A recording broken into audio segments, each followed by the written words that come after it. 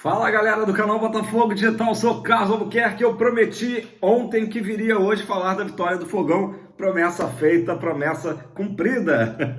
Mais 3 pontos na conta e somos mais líderes do que nunca, né? O Botafogo fez o dever de casa para hoje curtir aquele domingão. O tempo mudou aqui no Rio, tá nubladinho, tá gostoso o tempo, gosto assim, friozinho, né? Bem de leve, pra gente curtir assistindo os jogos dos nossos rivais. Vou falar daqui a pouco da tabela, tá? Dos jogos de hoje e também da próxima semana, porque tem uma análise aí bem interessante, né?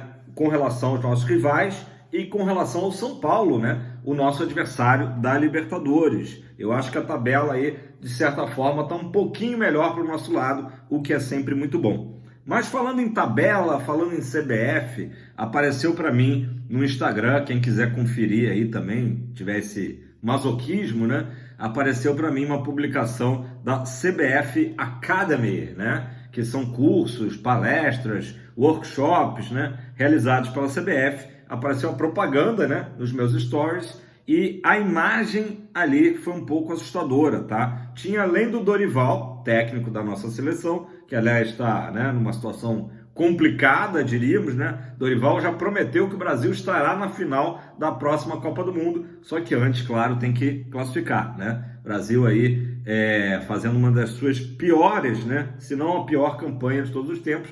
Claro que não dá para botar tudo na conta do Dorival Júnior, porque também antes teve, né, a campanha com o Fernando Diniz, né? Mas, enfim, então tem essa propaganda da CBF Academy com as seguintes figuras, tá? A Leila, a imagem da Leila, do Landim e também do Júlio Casares, presidente do São Paulo. Então você vê aí, só por essa imagem, o quanto que esses clubes e esses dirigentes, né, que hoje, de modo geral, são antagonistas do John Textor, né? O Landim nem tanto, porque são até amigos pessoais, mas as falas recentes de fair play financeiro, né, contra o Botafogo. Então a gente vê o quanto que eles têm prestígio na CBF. É uma imagem realmente assustadora, né, por esse lado, né?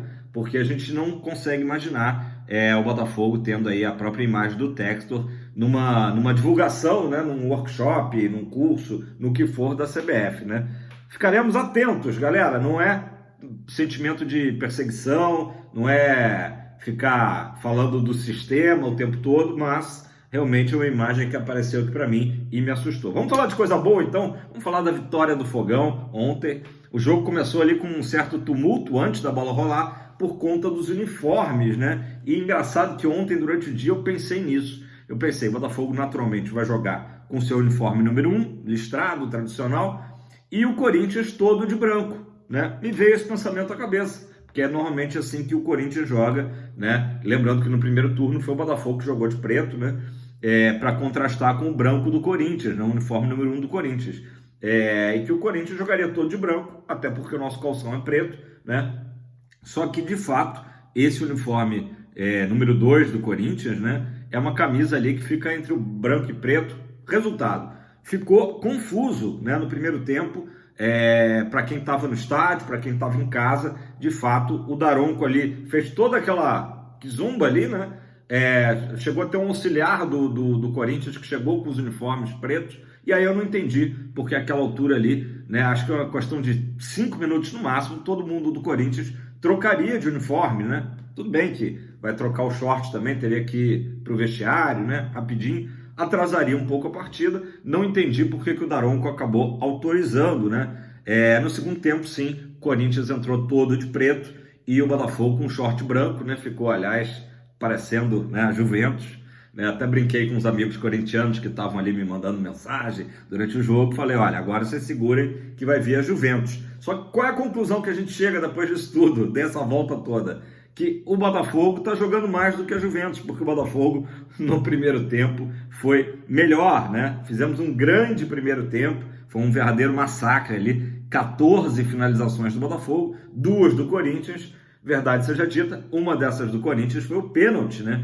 O Corinthians teve a chance ali de fazer o seu gol já na primeira etapa, num pênalti totalmente bobo do Marçal, né? Ele erra ali o tempo do bote, né, em cima do Mateuzinho, né? E acaba cometendo um pênalti que, enfim. Mas na hora também eu percebi, olha, tá na hora do John fazer a sua primeira defesa, né, como profissional, né, nunca tinha defendido um pênalti, e dito e feito, o Romero do lado deles, né, foi fazer ali uma firula na hora da batida, e o John comemorou muito essa defesa aí, a primeira dele, tomara que a primeira de muitas aí, como profissional. Gente, antes o Botafogo, né, abriu o placar, e de fato era para o Botafogo ter feito muito mais gols, né, na primeira etapa pela quantidade de chances criadas. O goleiro Hugo do Corinthians foi sem dúvida alguma o grande destaque do primeiro tempo, né, com defesas espetaculares, mas o Fogão chegou lá numa jogada do dono da noite, né, o dono da noite, Thiago Almada.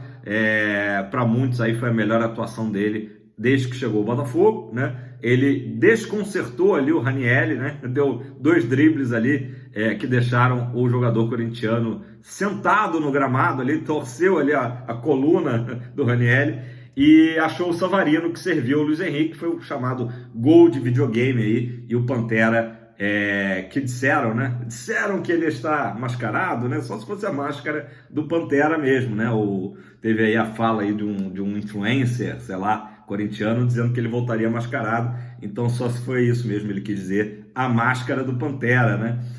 Então o Botafogo fez 1-0 ali, felizmente não tomou o gol de empate nesse pênalti, e já na segunda etapa, aí sim teve o gol do Corinthians, né? Em outro pênalti, esse bem mais polêmico, né? Acho que a gente não vai chegar a um consenso, foi pênalti, não foi pênalti? Minha opinião, tá? Acho que o Barbosa exagerou ali na força, no encontrão que ele deu, e deu margem, né, justamente a que fosse marcado, né? Inclusive é o VAR, né, que chama o Daronco. O Daronco tá perto do lance, no calor ali do jogo, não marcou o pênalti, né? O Barbosa vai até em seguida em cima do jogador corintiano, dá aquela bronca, tipo assim, tá se atirando, tá cavando um pênalti, né? E aí o VAR chama e o Daronco fica muito na dúvida, fica horas ali analisando o lance. Acho que o Barbosa realmente usou um pouquinho de força excessiva, então é um lance interpretativo. Poderia dar, poderia não dar, ele acabou marcando, e aí o Corinthians conseguiu finalmente, né, empatar a partida, né, finalmente pro lado deles, né? Mas o Corinthians de fato voltou bem no segundo tempo. O Botafogo, a impressão que me dá é que o primeiro tempo teve tantas emoções, né? Foram pênalti perdido, gol do Luiz Henrique, massacre botafoguense, né? Que o Botafogo já tinha vivido ali 90 minutos em 45. E aí entra no segundo tempo, numa rotação abaixo, o Corinthians precisando do resultado, com um técnico experiente, que é o Ramon Dias, e também com alguns bons jogadores. O Garro, por exemplo, fez uma ótima partida, né? O Corinthians foi no desespero. O Corinthians precisava muito arrancar pelo menos um empate, fazer um pontinho no Rio, para se safar da situação dele terrível. Está com 25 pontos, né? Chegaria a 26 se tivesse conseguido empatar. E ontem, para nossa sorte, a Almada estava numa noite inspirada. Logo depois que o Botafogo toma o gol de empate, né? 2 minutos depois, o Almada faz novamente uma grande jogada, né? E conta com um pouquinho da sorte, ainda tem um desvio ali no zagueiro corintiano, e a bola vai morrer no fundo das redes, né, do Timão. E aí foi aquela coisa, o Corinthians naturalmente continuou perseguindo o empate, e o Botafogo foi administrando a partida. Teve as mexidas lá do Franklin, né? Para mim, o jogador que entrou melhor no time foi o Alan, né? O Danilo fez um jogo bastante razoável, bastante bom até, mas o Alan entrou muito bem, com várias roubadas de bola, foi o destaque. O Luiz Henrique, eu interpreto o seguinte, ele até saiu ali sacudindo a cabeça, né? Quando o jogador quer mostrar para a torcida, para a imprensa, que está insatisfeito de sair, né? Ainda estava cedo ali no segundo tempo, mas eu acho que teve esse componente de poupá-lo para quarta-feira, né? Então eu ouvi dessa forma que o Luiz Henrique foi poupado, né, para o jogão de quarta. E depois entrou o Matheus Ponte, que não entrou tão bem. Gente, Vitinho, vamos falar do Vitinho, né? Uma atuação razoável dentro do esperado de um jogador que acabou de chegar no Botafogo, né? O próprio Franklin Carvalho falou, né, que ele fez apenas 5 treinos no Botafogo. O Alex Telles entra já na parte final da partida, né, no lugar do Marçal, e deu conta do recado, normal ali também, se adaptando. Que mais? Tentando lembrar. Tietê também entrou ali para dar uma fechada.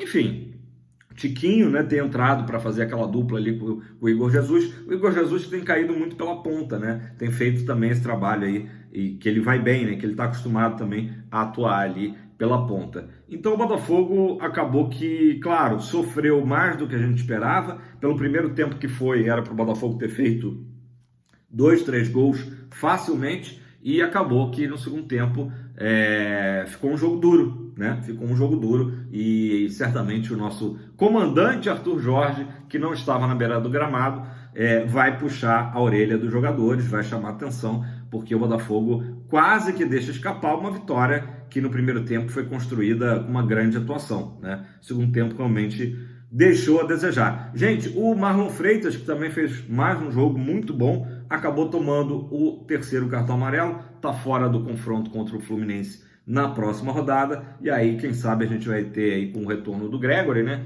Um Gregory e Alain, né, jogando ali no meio de campo. Acredito que seja a formação aí para o clássico vovô no próximo sábado, né? No finalzinho do jogo achei que o Adrielson fosse entrar, né? Poderia ter entrado. Bastos ali também sentiu ali de novo, né? Cãibras, enfim, teve também o soco acidental que o Barbosa tomou do goleiro John, né?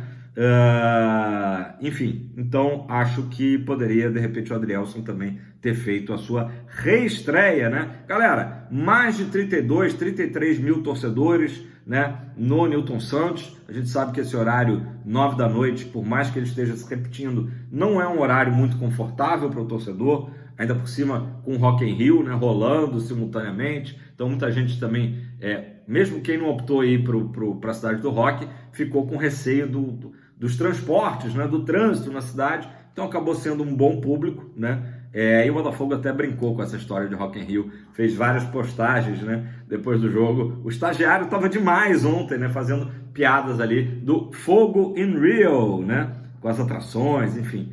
Ficou legal, ficou divertido. A galera gosta, a galera jovem gosta, eu também curto. Bom, vamos falar então da tabela, né? Eu prometi aqui falar da tabela. O Botafogo chegou a 53 pontos, né, em 26 jogos.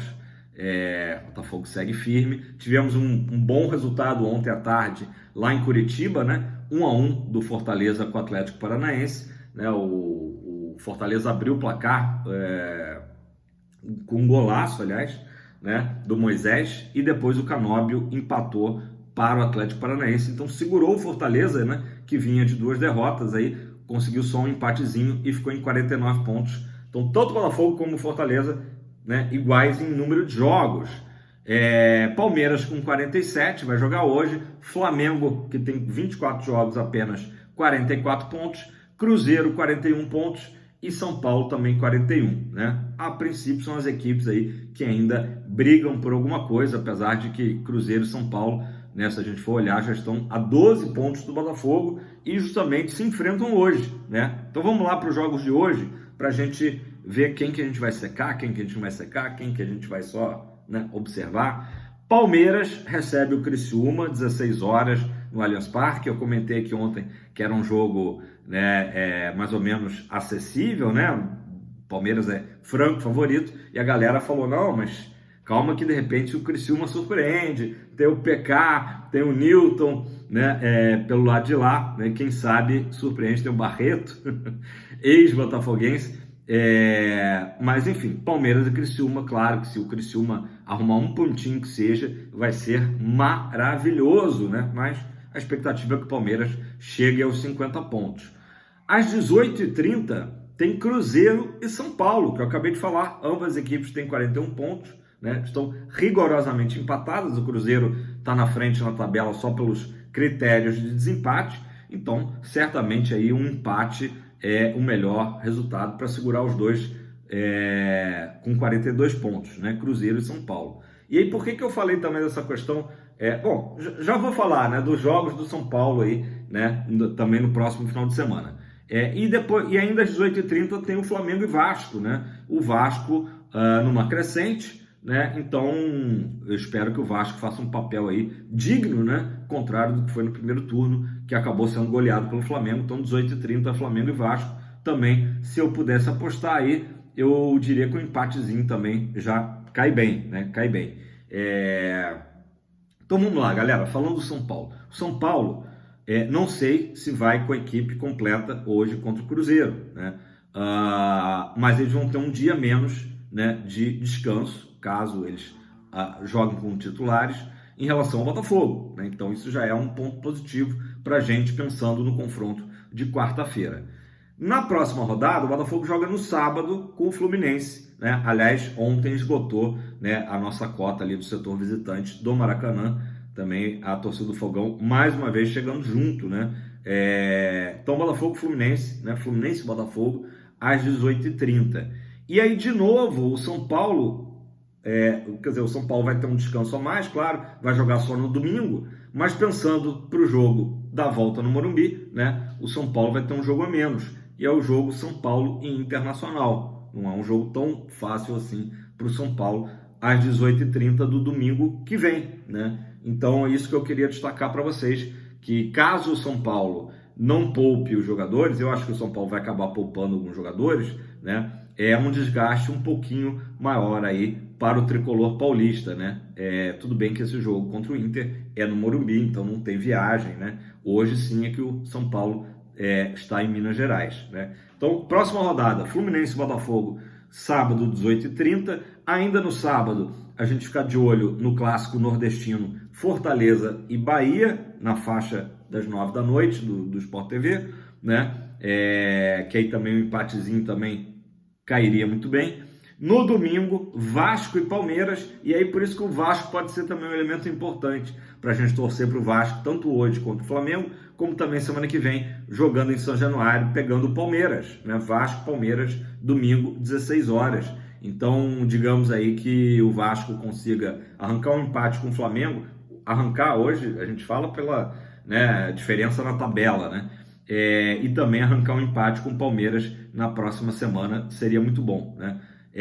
E como eu disse, fechando domingo que vem, São Paulo Internacional no Morumbi, né? Ou Morumbis, como quiserem, né? Que é o nosso adversário da Libertadores. Acho que deu para entender, né, galera? Acho que a tabela aí, de certa forma, está um pouquinho mais favorável para a gente, considerando que já jogamos ontem à noite, então temos o domingão agora todo de descanso para os jogadores, para nos prepararmos para esse grande confronto de quarta-feira. Galera, é isso, né? Parabéns para todos nós, mais um domingão aí na liderança. O campeonato não está fácil, não está tranquilo. Vejo principalmente o Palmeiras como nosso perseguidor, né? Por isso, quem sabe aí, hoje, o Criciúma, quem sabe, né? Surpreende aí e consegue um empatezinho que seja, pelo menos, no Allianz Parque, né? Não custa nada a gente dar uma secada, porque os caras secam a gente o tempo todo, né? Então também não custa nada a gente dar uma secadinha aí a partir das 4 da tarde no Allianz Parque, beleza? Galera, deixa o seu like se você curtiu, se você acompanhou até aqui, é porque você curtiu o nosso conteúdo, né? Parabéns à torcida do Fogão por mais uma linda festa, né? Teve mosaico, teve tudo mais. E se inscreva no canal, se você não é inscrito, o que você está esperando? Se inscreve aí, dá aquela moral para a gente continuar crescendo. Ótimo domingo a todos, meus líderes! Fogão pra cima!